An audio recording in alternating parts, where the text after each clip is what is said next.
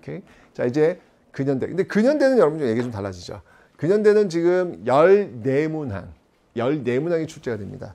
14문항 출제되니까 아무래도 조금은 좀 디테일하게 들어갈 수밖에 없어요. 오케이? 예, 전근대와 근현대의 공부 방법을 좀 다르게 하셔야 된다는 겁니다. 저도 조금만 좀 자세히 설명을 좀 드리도록 하겠습니다. 자, 근현대로 들어갈 때 제일 먼저 등장하는 인물이 누구냐? 그 인물이 바로 흥선대원군이 되겠습니다. 흥선대원군, 바로 고종의 아빠 흥선대원군이 되겠습니다. 이 흥선대원군의 정책은요, 크게 대내 정책과 대외 정책으로 나뉘게 됩니다. 자, 이 대내 정책으로는 뭐가 있느냐? 자, 당시가 여러분들 이게 어느 시대였냐면 19세기가 세도 정치 시기였어요. 이 대원군이 뭐와 맞서서 권력을 장악하냐면 세도 정치. 이게 이제 소수 가문에 의해서 매관매직이 아주 그냥 횡행했던 그런 시대 아니겠습니까? 정말 이 세도 정치 시기에는 못 살겠다! 들고 일어난 게 한두 가지가 아니었죠. 그래서 이 세도 정치 시기에 그 저항했던 사건들을 한번 본다면 바로 홍경래의 난, 그 다음에 임술 농민봉기, 진주에서 출발하죠. 임술 농민봉기, 뭐 이런 것들이 바로 이 세도 정치의 어떤 저항. 근데 대원군도 역시 마찬가지로 바로 이 세도 정치에 대한 저항이 나타나게 되더라. 자, 그렇다면 어떻게 해야 될까? 국내 두 가지죠, 여러분. 목표는 뭐 명확합니다. 목표는 바로 왕권을 강화시키는 것, 그리고 민생을 안정시키는 것. 네, 이 두 가지가 흥선대원의 목표가 될 수밖에 없다는 얘기죠. 자, 먼저 왕권 강화. 왕권 강화를 상징적으로 보여주는 게 무엇이다? 바로 경복궁의 중건이에요. 경복궁을 중건하는 것. 자, 근데 여러분들 경복궁 중건은 어마어마한 역사입니다. 이거 돈 엄청 들어요. 그래서 뭘 징수합니까? 원납전을 징수하고, 그리고 백동화를 원납전을 징수를 하고, 예, 그리고 일당백이라고 하죠. 네, 바로 화폐를 또 발행하는 어떤 그런 모습들이 지금 나타나고 있더라. 그 유명한 당백전도 이때 발행되고 있더라라는 겁니다. 그래서 경복궁 중건을 통해 가지고 왕권을 강화시키는 어떤 그런 내용들 속에서 원납전을 징수하고 기부금이에요. 그 다음에 당백전을 발행하는 그런 모습들 기억하시면 되고요.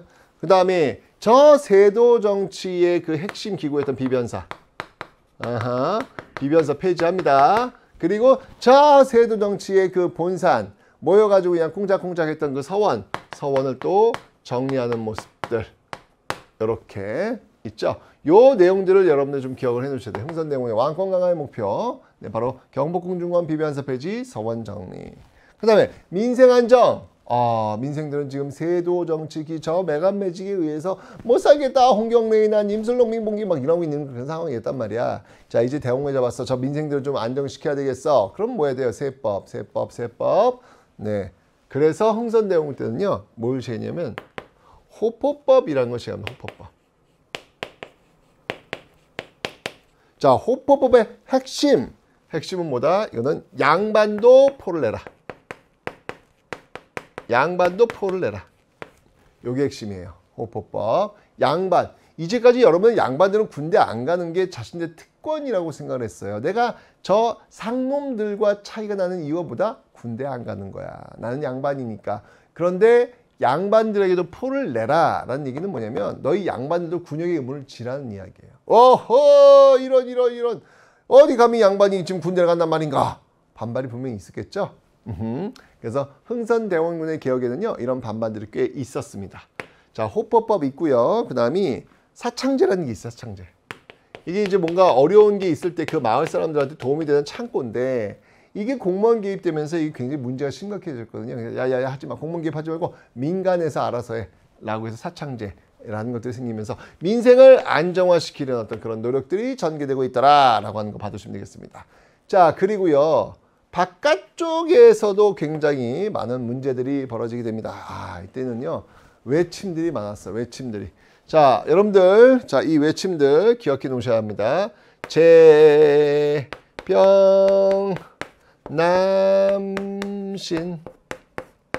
자, 제병남신 따랐어요? 제병남신 따랐어요? 제병남신. 자, 제너럴 셔먼호 사건. 병인 양요. 남연군묘 도굴 시도 사건. 그리고 신미 양요로 이어지는 이 흐름. 흥선대원군대는 진짜 많이 쳐들어왔다. 아이고 정말 그만큼 나라가 좀 쉽지 않았다는 얘기죠. 자, 제너럴 셔먼호 사건. 이건 미국 배예요. 예, 미국 배. 근데 사실 이 제너럴 셔먼호 사건 이전에 병인 박해.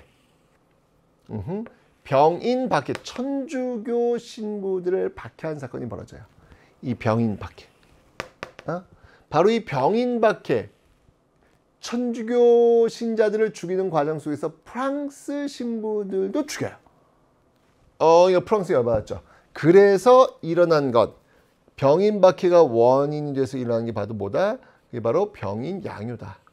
프랑스가 쳐들어온 거예요. 예, 프랑스 쳐들어온 거예요. 이게 바로 병인 양요다. 바로 병인 박해, 천주교 신자 박해가 원인이 되었다라고 하는 거 꼭 기억해 주세요. 병인 양요입니다. 자, 이 병인 양요 때 활약했던 인물들을 좀 봐 놓으셔야 되겠습니다. 바로 양원수. 양원수의 정족산성. 승리! 특히 양원수 정족산성에서의 승리. 이것 때문에 이제 프랑스가 기가 툭 꺾이는 거예요. 이건 이제 프랑스가 제가 설명드렸죠. 프랑스. 기가 툭 꺾이는 거예요. 그래서 결국은 돌아가다가 어떻게 해요? 아이 나쁜 것들. 바로 외교 장각을 또 불태웁니다. 외교 장각을 불태우거나 또 좋은 것들은 쓸어가죠. 예, 바로 이런 어떤 만행을 이 프랑스가 좀 저질렀다라는 거. 바로 그 병인 박해의 원인이 바로 천주교 신자들 박해 사건이었다라고 하는 거 받으시면 되겠습니다. 그 다음 여기에 이 신미양요가 있어요. 이 신미양요는 미국입니다. 이건 미국. 이건 미국이 쳐들어온 거예요. 그 왜 쳐들어왔느냐? 바로 이 사건, 제너럴 셔먼호 사건 때문에 쳐들어온 겁니다. 제너럴 셔먼호는 여러분 미국 상선이거든요. 네. 그런데 와가지고 평양에서, 여긴 평양에서 벌어집니다. 평양에서 진짜 몹쓸 짓을 한 거예요. 가만두면 안 되지, 혼내야지 라고 해서 박 교수를 중심으로 해서 이 제너럴 셔먼호를 다 불태워버려요. 사람들 그 안에 다 죽어요. 자, 그 사실이 알려지게 되면서 나중에 미국이 군대를 이끌고 쳐들어오게 되는 겁니다. 자, 남은 뭐냐면 충청도 예산. 네, 남은 충청도 예산 또는 덕산이라고도 하는데요. 이 남연군이 누구냐면 바로 흥선대원의 아빠야. 아빠의 무덤을 파가지고 그 시신을 탈출해가지고 그 시신 탈출 가지고 협상했다는 이야기죠. 정말 이거는 진짜 후진적인 그런 모습들을 보여주고 있는 겁니다. 이게 바로 남연군문 도굴시도 사건이에요. 실패합니다. 자, 그 다음에 이제 마지막 신미양요인데 이 신미양요 미국과 싸웠다 그랬죠. 그죠? 자, 미국과 싸웠는데 이 신미양요는 딱 끝나자마자 뭘 세웠냐면 척화비를 세웠어요. 척화비. 만약에 너희들 중에서 이 양놈들, 이 양이들과 싸우자! 라고 이야기를 하지. 만약에 싸우지 말아요. 우리 좋게 지내요. 라고 하는 것은 바로 그게 바로 매국이야! 라고 하는 뭘 세웠다? 척화비. 척화비를 신미양요 직후에 세우고 있다. 라고 하는 것을 여러분들 꼭 기억을 좀 해 놓으시면 되겠습니다. 됐죠? 이게 바로 제병남신으로 이어지는 요 흐름. 흥선대원군 때 외침의 과정들이 이렇게 있었다. 라는 걸 받으시면 되는데 특히 신미양요 때 활약한 인물도 기억해야 돼요. 어제연의 광성보 전투. 너무 중요하죠. 그래서 병인 양요의 양원수 그리고 신미양요 때는 어제연 이 두 분을 꼭 좀 여러분들이 기억해 주셔야 됩니다. 시험에 정말 잘 나옵니다. 그걸 끝나고 나서 바로 척화비를 세웠다라고 하는 것까지 받으시면 되겠네요. 됐죠? 자, 이렇게 해서 흥선대원군에 이게 이제 이 이유는 뭐냐면 통상 수교를 지금 하자는 얘기인데 통상 수교를 거부하거든요. 거부하는 데서 이제 이렇게 이런 일들이 이슈가 있었던 건데 어쨌건 이제 흥선대원군 때 이런 모습들이 있다가 고종이 지금 나이가 어렸어요. 12살 때 왕이 됐으니까 고종 대신 친정을 해준 거야. 고종 대신 대웅을 직접 한 거야. 그런데 이제 고종이 컸어. 한 10년 지났어. 이제 어떻게 해야 돼? 고종이 직접 정치를 해야죠. 이러면서 대웅은 물러나세요. 라는 탄핵 상소가 올라옵니다. 누구에 의해서? 최익현이라는 인물. 상소가 올라옵니다.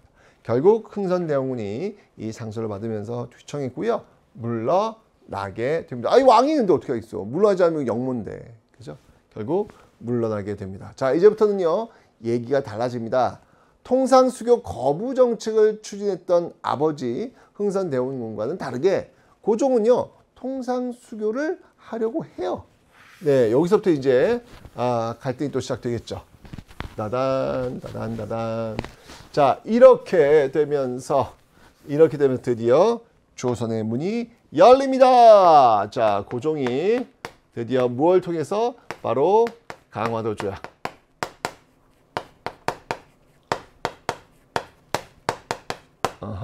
강화도 조약을 통해서 문이 열린 거예요. 자, 이렇게 되니까 이제 어떻게 될까? 받아들여야지. 개화파. 안 돼. 있을 수 없어. 이거는 받아들일 때 우리 망해. 라고 하는 위정측사파로 나뉘게 되는 거예요. 하지만 여러분들 집권 세력은 어느 쪽이 가까워요? 개화 쪽이 가까워요. 이미 강화도 조약 문 열었잖아 지금. 그죠? 자, 이렇게 되면서 개화 정책. 자, 일단 강화도 조약은 여러분들 기억을 좀 해놓으셔야 되겠죠. 자, 부산이 열립니다. 부산. 뭐 이후에 이제 플러스 알파 좀 더 열릴 거고요. 부산이 맨 처음 열리게 되는 것이고요. 또 이 강화도 조약하면 이제 일단 불평등 조약이고요. 일방적이야 너무. 조약이라고 하는 게 너무 일방적이야. 일본의 요구를 다 들어주는 어떤 그런 모습들로 가고 있더라. 불평등한 어떤 그런 조약이었다. 하지만 최초의 국가 대 국가의 어떤 그 격을 지금 보여주고 있는 그런 어떤 모습들도 있다. 여기 이제 강화도 조약의 역사적 의의가 되겠습니다. 최초의 근대적 조약.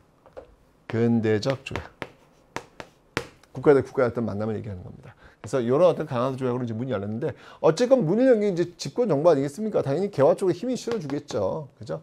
이 개화파들이 무엇을 했느냐? 자, 여러 가지가 있습니다. 자, 먼저 이후에 있었던 사건들 뭐가 있냐면 바로 이모곤란이 있습니다. 이모곤란. 자, 이게 왜 일어났냐면 여러분들 개화파들이 개화 정책을 추진하려면 기구가 필요할 거 아니에요. 그죠? 그 기구를 뭘로 만들었냐면 통리기무하문.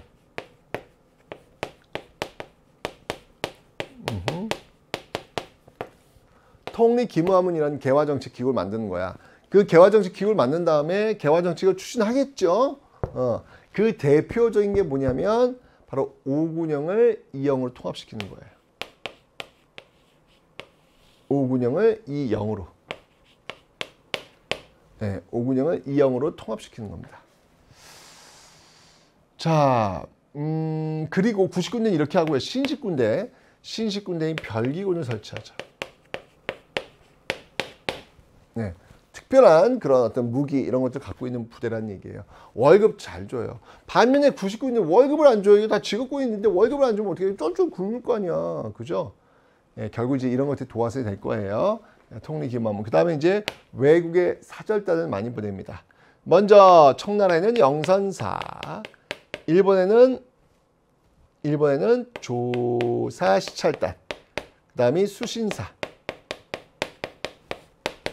이런 사절단들을 보내가지고 서구 문명이 어떻게 변화 발전하고 있는지를 보고 배워서 보고하라 라고 하는 명을 내리게 됩니다. 자, 그렇게 해서 전개가 되었는데, 자, 이게 지금 개화정을 추진하는데 불만들이 있지 않을까요? 누가 제일 불만이 있을까? 이 중에서 당연히 여기 이영이죠. 이영. 99인들 불만이 많죠. 왜냐면 이 개화정책의 과정에서 그 변화의 과정 속에 자기들은 쓰나미처럼 지금 잘린 거 아니야. 월급도 제때 안 줘. 자, 이런 과정 속에서 결국 구식군인들이 들고 일어나요. 자, 그게 무엇이다? 그게 바로 1882년도에 일어났던 이모군란이다 라는 것이죠. 자, 이모군란. 자, 이모년의 군인들이 난을 일으켰다라는 건데 결국 이모군란은 성공하지 못합니다. 왜 성공하지 못했느냐? 이때 집권 세력이 청나라한테 SOS 치는 거예요. 도와주세요. 네, 결국 청나라 군대가 들어옵니다. 예, 들어오면서 동대문 바깥쪽을 향해서 쫙 대포를 빠바바바바바방 하면서 거기다 쑥대밭으로 만들어 버리죠. 쑥대밭으로. 그러면 결국 이모군란은 실패로 돌아가게 됩니다. 자, 근데 여러분들 제가 늘 이야기하지만 외교에는요, 이게 외교를 통해서 지금 청나라 군대를 지금 끌고 들어온 거 아니야, 그죠? 근데 항상 잊지 마세요, 여러분들. 외교적 행위에는요, 그 뒤에 뭐가 있다? 반드시 영수증이 있어요. 네, 영수증 없는 외교적 딜은 존재하지 않아요. 우방이니까, 혈맹이니까 우리가 이거 해줄게. 뒷면 이면은요, 다 계산서 다 깔아놓고 하는 겁니다, 여러분들. 외교라는 게 그런 거거든요. 그러니까 수사, 라토릭이라고 하죠. 거기에 이제 그쳐서 이제 혈맹 동맹이 나오는 거예요. 외교는 여러분들 더 비즈니스적입니다. 자, 여기도 마찬가지예요. 지금 도와줬어. 그냥 공짜로 넘어가? 있을 수 없는 일이죠. 네, 뭔가를 줘야 돼요. 네. 자, 어쨌건 이모군란을 계기로 해서 맺은 조약이 있으니 네, 그 조약이 무엇이다? 바로 중국 그 조약이 바로 제물포 조약이더라. 뜨든 제물포 조약. 기억하셔야 합니다. 시험에 진짜 잘 나옵니다, 여러분들. 제물포 조약. 이 제물포 조약에 의해서 여러분들 외국 군대가 주둔할 수 있는 계기. 아니 보세요, 여러분. 지금 이 이모군란을 진압하기 위해서 지금 어느 나라 부대가 들어왔어? 청나라 부대 들어왔잖아. 그죠? 그리고 이 제물포 조약을 통해 가지고 지금 이제 이 구식군인들이 일본 공사관 습격을 하거든요. 야, 왜 우리 못 지켜? 우리가 그러면 우리가 스스로 지키게 해서 일본 군대 들어와요.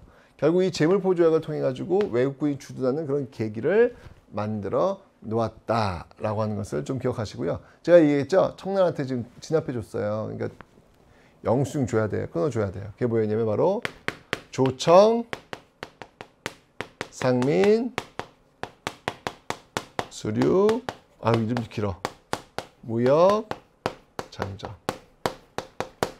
네, 조청상민 수륙 무역 장정을 체결하는데 쉽게 하면 이거예요. 청나라 상인들이 나 내지에 들어가서 장사 좀 하겠다라고 하는 겁니다. 그 이전까지 그 개항장 주변에서만 움직였는데 이제는 나 내지에 들어가. 그럼 여러분들 일본 청나라 상인만 들어오나? 우리도 들어갈게요. 일본도 들어갈 거고 막 그럴 거 아니에요. 자, 이러면서 외국인 판으로 이제 바뀌게 될 겁니다. 어쨌건 간에 이모군란 개화 정책을 추진하다 직격탄을 맞은 거야. 이모년의 군인들이 난을 일으켜가지고. 그죠? 자, 어느 정도 수습은 됐어요.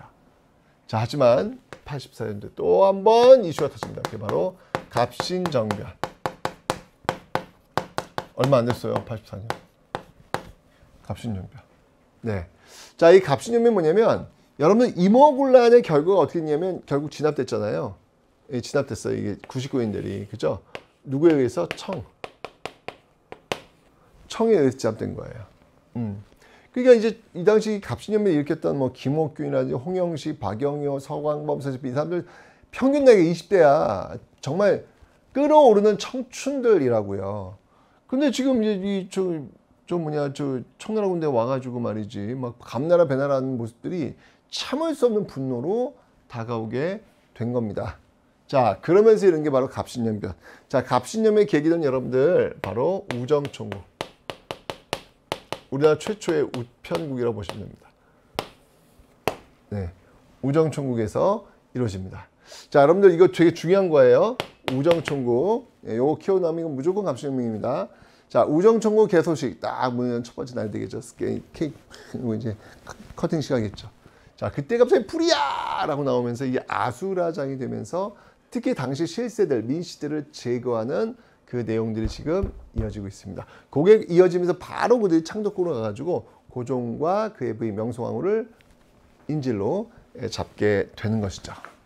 자, 그런데 여러분들 이런 상황 속에서도 또 마찬가지로 이 집권 세력들은요 청나라한테 SOS를 보냈나 봅니다. 자, 그래서 청나라 군대 들어오네 창덕궁으로. 그래서 창덕궁에서 작은 교전이 벌어졌고 일본군은 아직 청나라를 상대할 수 있는 힘이 안 돼. 쫓겨 도망갑니다. 청나라 또 승리한 거예요. 보세요. 이모군란을 진압해 준 나라도 청. 그리고 이제 이 갑신정변도 진압해 준 나라도 청이에요. 굉장히 많이 도움을 받고 있구나 라는 걸 볼 수 있겠죠. 하지만 여기에도 역시 마찬가지로 영수증은 첨부가 됩니다. 자, 우선 한성조약이라는 걸 체결하고요. 자, 그리고 텐진조약. 텐진조약. 자, 이 텐진조약은 청과 일본 사이에서 맺은 건데 일단 지금 여러분 재물포자율투 외국군에 들어와 있잖아. 그지? 이거 일단 철수시키자. 그리고 나중에 통보하자. 후통보. 이런 어떤 룰을 만들어 놓게 되더라. 바로 이 텐진조약. 결국 이것도 청에 의해서 진압돼요. 자, 진압이 되자 이제 우리의 개혁은 실패했나? 이거 안 되나? 왜냐면 이 갑신정변은 지금 이게 엘리트들이 중심으로 일으킨 정변이거든요. 위로부터의 어떤 개혁이라고 볼 수 있단 말이에요. 저 개화정도 봐도. 근데 위로부터 개혁이 다 성는 게 없어. 자, 이렇게 되면서 이제 아래로부터의 어떤 개혁의 어떤 그 욕구가 막 분출되어 나오게 되니 그게 뭘까요? 쫙 이제 올라온단 말이에요. 네. 요 동학농민운동. 동학농민운동이 벌어지게 된 계기. 이게 정확히 94년도예요. 10년 뒤. 동학농민운동이 일어나는 계기가 지금 이제 나타나게 되는 겁니다. 당시 어떤 앞에 있던 모순들을 그대로 담고 있는 거예요. 자, 이 동학. 여러분이 동학을 창시한 사람은 누구다? 바로 최재호다. 최재호 누군지 아세요, 여러분들?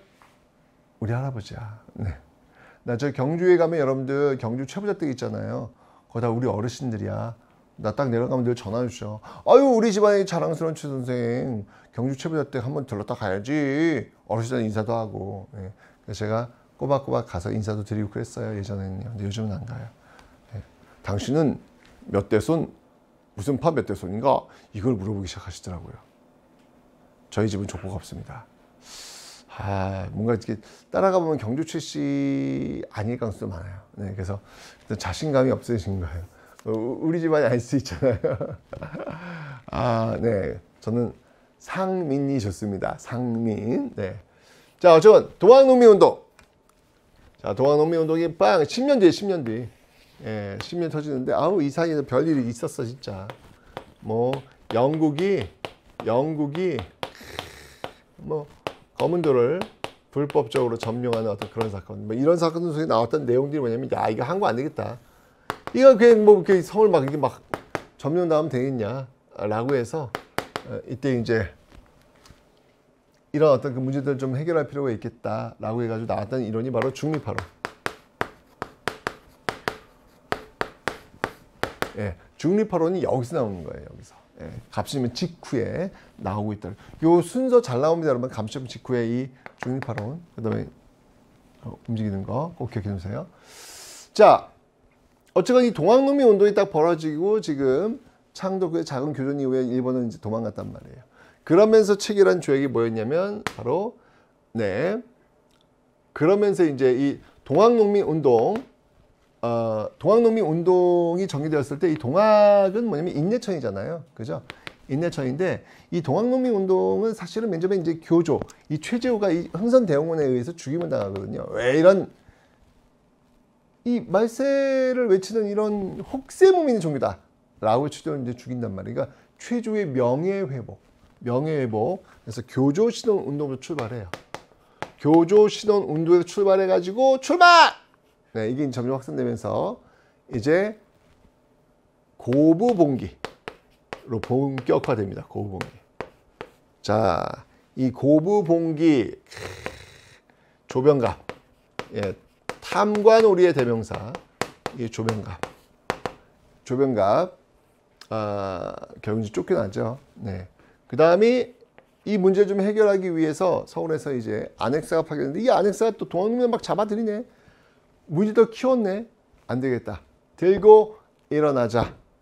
라고 하는 게 이제 바로 거부봉기, 뭐 백산봉기, 뭐 무장봉기 뭐 이런 식으로 연결됩니다. 그래서 어디로 가냐면 황토현 전투. 승리! 관군과 맞서는 승리. 황룡촌 전투. 승리! 와우! 그리고 나온 게 바로 전주성의 점령이에요. 이건 엄청 큰 거죠, 여러분들. 전주성이 점령입니다. 야, 이거는 정말 엄청난 상징을 갖고 있는 거야, 전주성. 왜? 여러분들 전라도가 왜 전라도야? 전주와 나주를 합쳐서 전라도잖아요. 예전부터 전주와 나주는 중요한 곳이었다는 의미예요. 그런데 그 전주가 지금 농민군 손에 떨어졌어. 야, 이건 뭐 우리 역사에서 이런 일은 뭐 거의 없다고 보셔도 됩니다. 그러니까 정부로서 얼마나 화들짝 놀랬겠어요. 그죠? 화들짝 놀랄 수밖에 없는 상황 속에서 타협안이 나옵니다. 야, 지금 이제 외세가 지금 들어오려고 하니 너 우리끼리 싸우면 안 돼. 잠깐 멈추자. 그래서 결국 전주 화약을 체결합니다. 약속이죠, 그러니까. 전주 화약을 체결해가지고 여기서 나왔던 농민군의 어떤 그 개혁기와 집강소예요. 집강소. 이 집강소를 중심으로 해가지고 개혁이 전개되는 대표적인 뭐냐면 신문제 폐지. 그다음에 뭐 토지균분, 뭐 소설에 나온 내용이라고 하지만 그래도 의미 있어요. 토지균분, 뭐 이런 내용들, 이런 개혁들을 또 과부의 재가를 허용하라. 과부의 재가를 허용하라. 이런 내용들이 다 지금 이 개혁을 통해 가지고 이루어지고 있더라라고 하는 것이죠. 하지만 이런 개혁도 오래 갈 수가 없어요. 왜? 지금 여러분들 이 과정 속에서도 정부는 또 청라한테 SOS를 보냈거든요. 그러면 또 청라 군대 들어올 거 아니야. 텐진 조약에서 이제 물러났는데 또 들어왔다고요. 그러니까 자연스럽게 텐진 조약은 지금 철수하면 통보잖아. 중국이 일본 측에 알렸다고요. 일본도 그래서 이건 기회라고 해서 군함을 또 보내요. 자, 그러면서 일본이 뭐랬냐면, 네. 아니, 이들은 지금 저희 충청 전라도 지역이거든요. 그리고 가야지. 진압하려고 왔다면은 안 가요. 바로 경복궁을 점령해 버립니다. 네. 바로 경복궁을 점령합니다. 일본이 말했죠. 점령합니다. 이건 이제 고종을 이제 볼모로 잡겠다. 뭐 어떤 그런 의도가 있겠죠. 이렇게 되면서 다시 봉기가 벌어집니다. 여기 이제 어찌 본다면 1차 봉기거든요. 1차 봉기.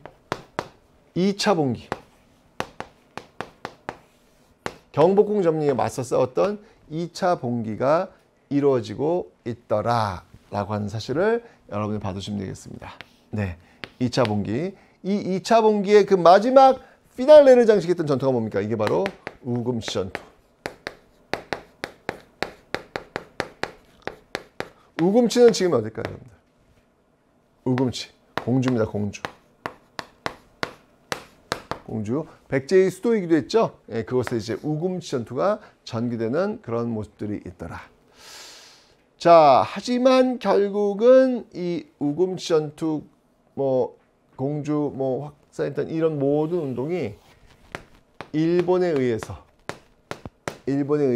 결국은 진압이 되고 맙니다. 그 앞에 있었던 뭐 이모군란, 그다음에 갑신연변은 청에 의해서 진압됐죠. 근데 이제 이후에 우금치 전투, 동학농민 운동 때는 또 일본이 또 파견해가지고 또 진압을 하게 되는 것이죠.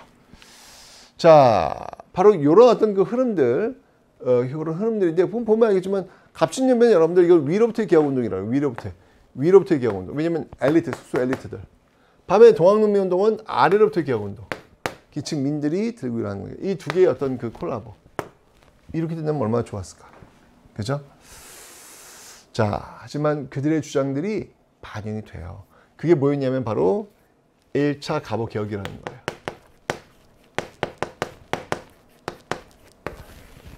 너무 중요하죠.